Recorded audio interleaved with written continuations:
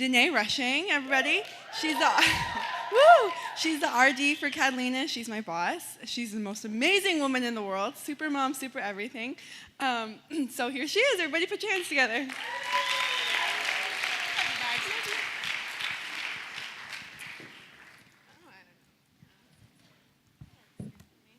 Good morning.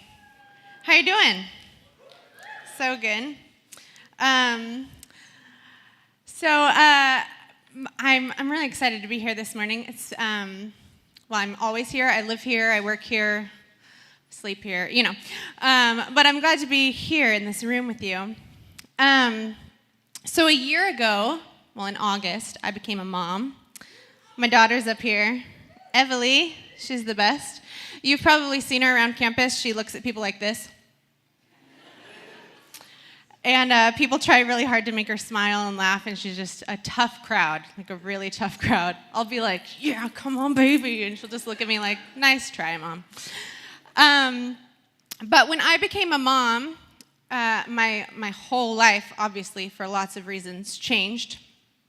And not just because she now gets stains on me right before I come speak in chapel, or because I haven't slept in a year, but because my whole identity was changed. We spend our whole lives kind of trying to figure out who we are, and I felt like I had a pretty good handle on who I was, and then I became a mom, and all of that kind of just faded away. And my only concern was caring about this little human who doesn't feel like a human for a while because they just cry, and so babies are the worst sometimes. But our identity really tells us who we are. It gives us our motivation. Now, I can't do anything without Evalie being in the back of my mind. And we've been talking all school year so far about identity. Identity is where we find our worth. It's what tells us where we can find our value. There are often pieces of our stories that really put a mark on our identity. Maybe it's a wound or something painful that happened to you. Maybe it's a role that you play. Like right now, you are a student, and it's like, that is what I do. Or maybe that feels like a really small piece in comparison to the rest of your story. I want to talk about a woman in the Bible who had her identity restored by Jesus. And I kept having people ask me, so what are you going to talk about? And I didn't really want to say, I'm talking about the woman who bled for 12 years, because that just doesn't really have a nice ring to it. But it's true, that's what I'm going to talk about. So Mark 5:21. Now Jesus is on his way to go heal a little girl. This man has come to Jesus and said, my daughter is really sick. I need your help. So he's on his way there, and it says, a large crowd followed and pressed around him. And a woman was there who had been subject to bleeding for 12 years. She had suffered a great deal under the care of many doctors and had spent all she had. Yet instead of getting better, she grew worse. When she heard about Jesus, she came up behind him in the crowd and touched his cloak, because she thought, if I just touch his clothes, I will be healed. Immediately, her bleeding stopped, and she felt in her body that she was freed from her suffering. At once, Jesus realized that power had gone out from him. He turned around in the crowd and asked, who touched my clothes? Everyone's like, a lot of people? Like, there's people crammed all around you? They even say to him, you see the people crowding against you, and yet you can ask, who touched me? But Jesus kept looking around to see who had done it. Then the woman, knowing what had happened to her, came and fell at his feet, and trembling with fear, told him the whole truth. He said to her, daughter, your faith has healed you. Go in peace and be freed from your suffering. You see, this woman who had been suffering for 12 years, her physical suffering had become much more than that. it had become her identity. She was marked in that time as somebody who was unclean, which meant that anything that she touched then was considered to be unclean. No one wanted her around. No one wanted to notice her. She doesn't even have a name in this passage. She's just a woman. Like, her identity was the woman that had been bleeding for 12 years. Do you ever feel like that? Like this part of your story is fully what your identity is in? Like, oh, yep, I'm the girl that grew up with my parents having no money, and they've taken a whole bunch of money from me. Like, that's my identity. I guess that's part of my story. Or now it can be easy for me to think that my whole identity is being a mom. And I forget that there's these other pieces of who I am and what God's calling me to do. She had spent, something that's really stood out to me in this, is she had spent everything she had just to be noticed. This becomes more than just like wanting to not be sick anymore. It says nobody noticed her. She went throughout every single day without anyone wanting to even look at her. It's like, oh, if I even make eye contact, I'm going to be unclean. And so she spent everything she had. She tried everything, going to doctor after doctor after doctor, and only grew worse. How many times do we do that? Just trying everything that we can to be somebody. You can just feel the desperation with each passing year, each new doctor, each new treatment. She's like, oh, maybe this will work. We do that same thing. Maybe these clothes will make me feel good enough. Maybe the new iPhone 6 will make me feel cool enough. Maybe if I watch the right TV shows and I listen to the right music, like, everybody will think that I am cool to hang out with. They'll notice me. I want to be different. I don't want to even wear the same clothes as other people. I want to stand out. We try everything, all trying to be noticed and accepted and loved.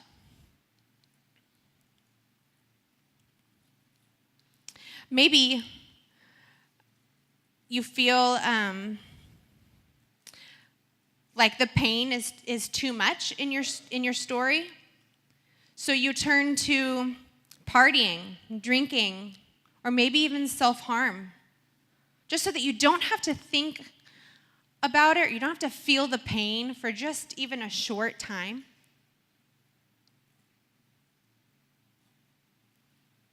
Maybe you sleep around trying to fill this void that somebody who hurt you in the past left.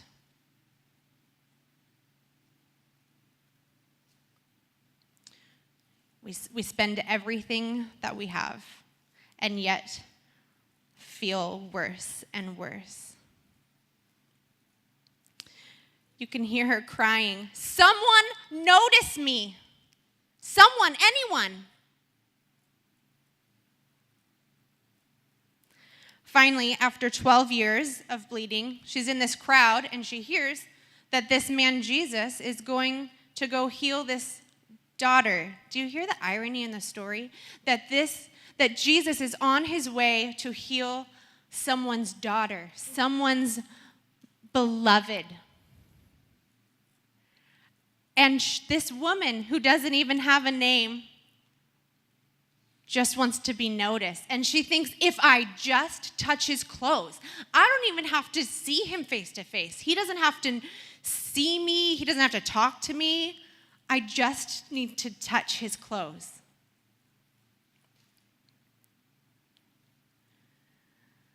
But Jesus wanted to do more than just heal her.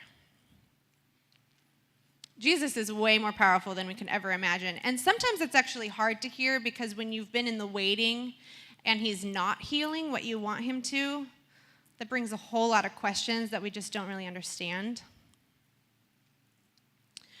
But he cares more about our identity than he does even about our physical suffering. He could have just kept walking and let this woman go on along her merry way, knowing that she was healed and no longer having to suffer. But instead, he stops, and he wants to find this woman that had touched him. Now remember when I said at this time, if you're unclean, anything you touch then is supposed to be unclean. So as he's saying, who touched me? Everybody's kind of like, oh no, what's going to happen? They're thinking, like, he's going to be so mad. She's going to be in big trouble, this woman, because she has just made Jesus unclean. But instead, he completely switches it. He's not mad that she touched him. He wants to restore her.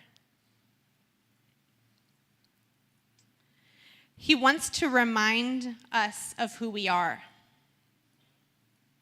So he looks at her.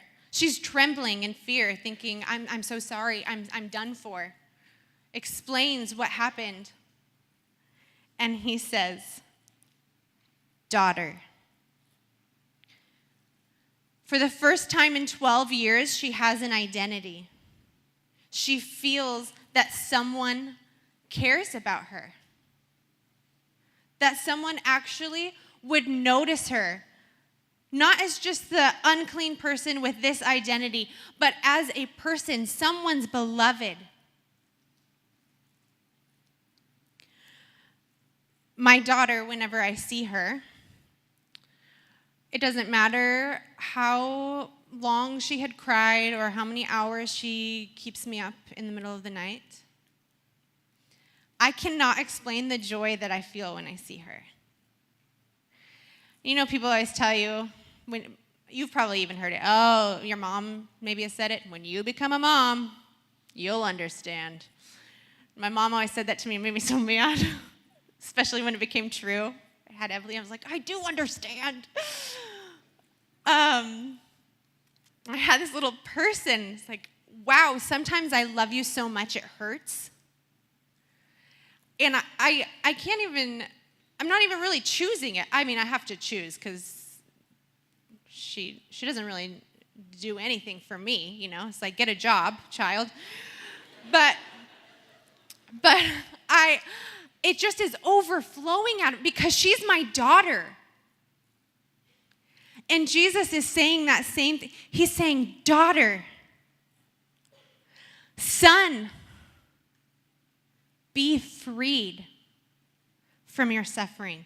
Stop searching. Stop spending every single penny that you have trying to be somebody. You are mine. You already are somebody. It doesn't matter what Everly does. She could do anything horrible. And I'm sure that will be really hard when she's a teenager, but I will still love her. Jesus still loves us. No matter what things we're trying to make our identity, he just says, stop. You are mine.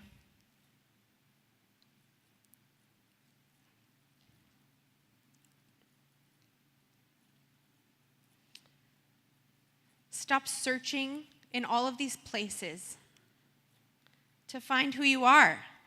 Where are you searching? Is it even in your school? Are you searching in your schoolwork to find who you are?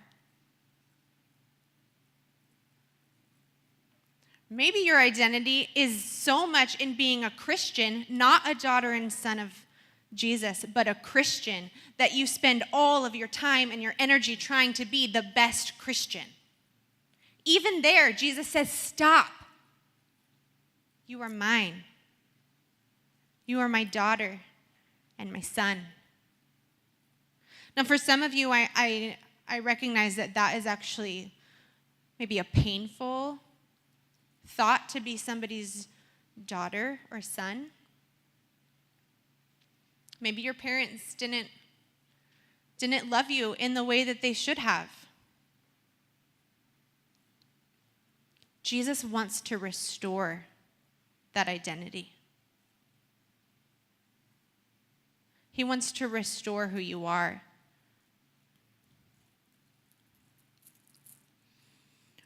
Are you willing to reach out and touch his cloak?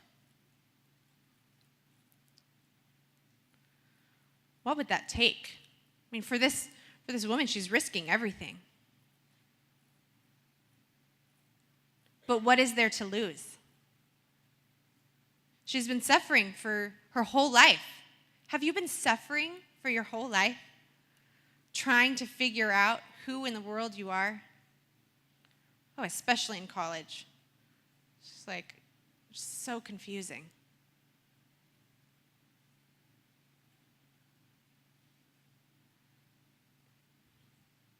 Are you willing to risk your reputation? Maybe the group that you're hanging out with right now, in order to be accepted, you have to go and party all the time. And you have this feeling that that's not what God's calling you to. But you would have to risk a lot to stop and to move into this new life that God's calling you to.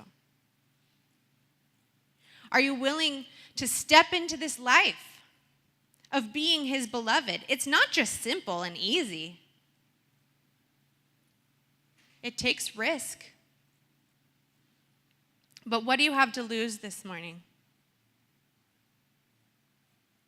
It's worth being restored in who you are.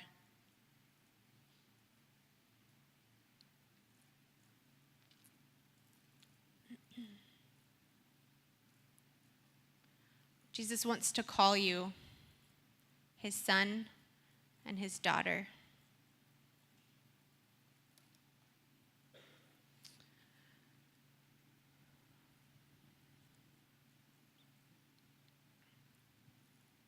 I still have, 10 minutes?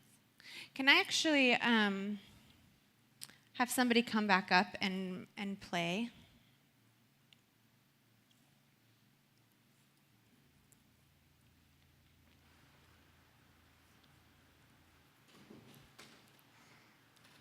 For weeks, I have not been able to get this part of this story out of my head of spending everything you have.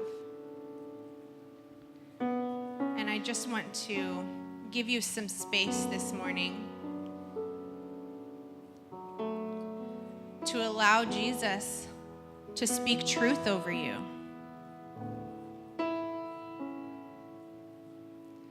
So that you can stop feeling this desperation of just wanting to be somebody.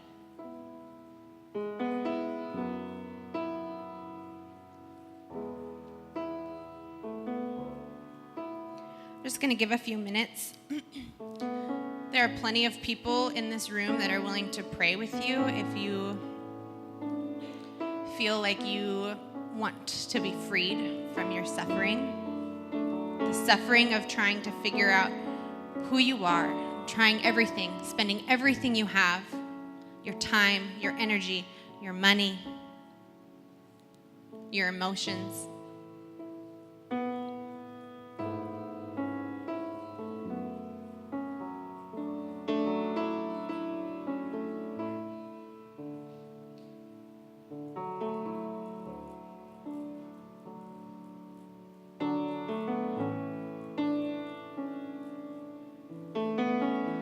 Jesus, I just ask that you will come and restore who we are. That we will be reminded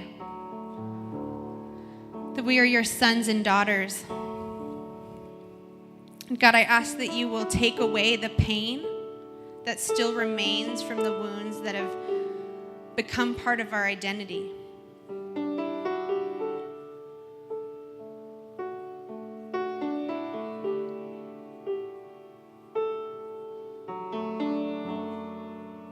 Jesus, move in this place.